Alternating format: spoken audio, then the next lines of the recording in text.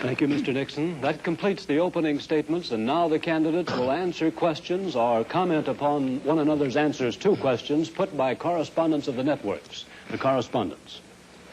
I'm Sander Van Oker, NBC News. I'm Charles Warren, Mutual News. I'm Stuart Novins, CBS News. Bob Fleming, ABC News. The first question to Senator Kennedy from Mr. Fleming. Senator, the Vice President in his campaign has said that you are naive and at times immature. He has raised the question of leadership. On this issue, why do you think people should vote for you rather than the Vice President? Well, the Vice President and I came to the Congress together. 1946, we both served in the Labor Committee. I've been there now for 14 years, the same period of time that he has. So that our experience in government is comparable. Secondly, I think the question is, what are the programs that we advocate? What is the party record that we lead? I come out of the Democratic Party, which in this century has produced Woodrow Wilson and Franklin Roosevelt and Harry Truman, and which supported and sustained these programs which I've discussed tonight. Mr. Nixon comes out of the Republican Party. He was nominated by it. And it is a fact that through most of these last 25 years, the Republican leadership has opposed federal aid for education, medical care for the aged, development of the Tennessee Valley, development of our natural resources. I think Mr. Nixon is an effective leader of his party. I hope he would grant me the same. The question before us is, which point of view and which party do we want to lead the United States? Mr. Nixon, would you like to comment on that statement?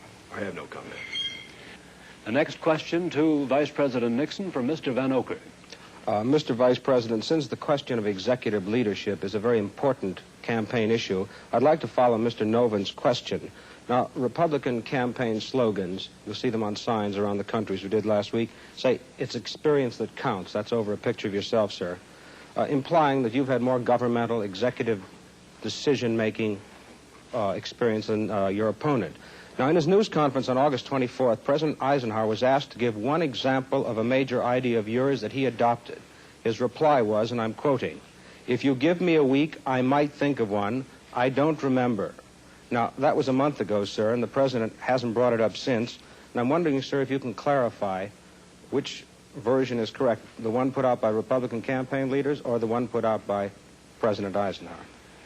Well, I would suggest, Mr. Van Oker, that if you know the President, that was probably a facetious remark. I would also suggest that insofar as his statement is concerned, that I think it would be improper for the President of the United States to disclose the instances in which members of his official family had made recommendations, as I have made them through the years, to him which he has accepted or rejected. The President has always maintained, and very properly so, that he is entitled to get what advice he wants from his cabinet and from his other advisors without disclosing that to anybody, including, as a matter of fact, the Congress. Now, I can only say this. Through the years, I have sat in the National Security Council. I have been in the cabinet. I have met with the legislative leaders. I have met with the President when he made the great decisions with regard to Lebanon, Kimoy Matsu, other matters. The President has asked for my advice. I have given it. Sometimes my advice has been taken. Sometimes it is not.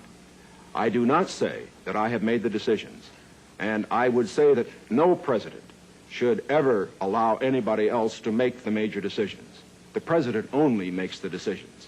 All that his advisors do is to give counsel when he asks for it.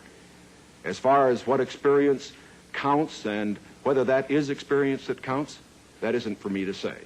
I can only say that my experience is there for the people to consider. Senator Kennedy's is there for the people to consider. As he pointed out, we came to the Congress in the same year. His experience has been different from mine. Mine has been in the executive branch. His has been in the legislative branch.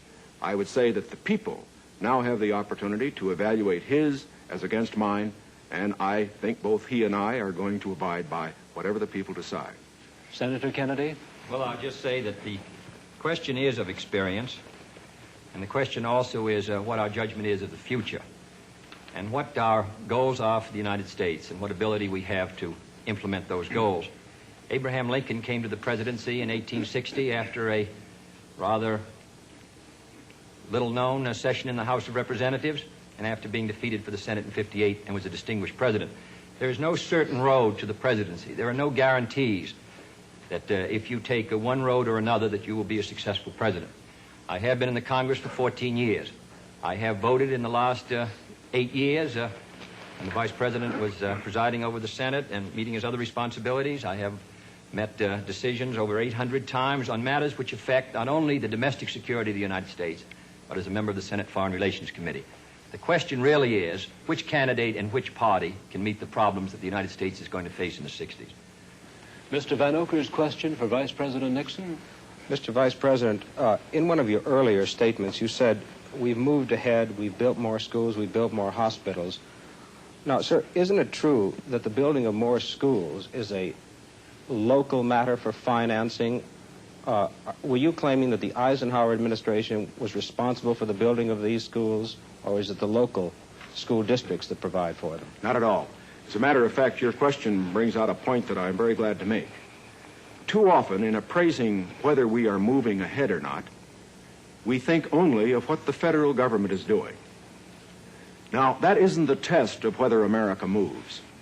The test of whether America moves is whether the federal government, plus the state government, plus the local government, plus the biggest segment of all, individual enterprise, moves. We have, for example, a gross national product of approximately $500 billion. Roughly $100 billion to $125 billion of that is the result of government activity. $400 billion, approximately, is a result of what individuals do. Now, the reason the Eisenhower administration has moved, the reason that we've had the funds, for example, locally, to build the schools and the hospitals and the highways, to make the progress that we have, is because this administration has encouraged individual enterprise. And it has resulted in the greatest expansion of the private sector of the economy that has ever been witnessed in an 8-year period. And that is growth. That is the growth that we are looking for.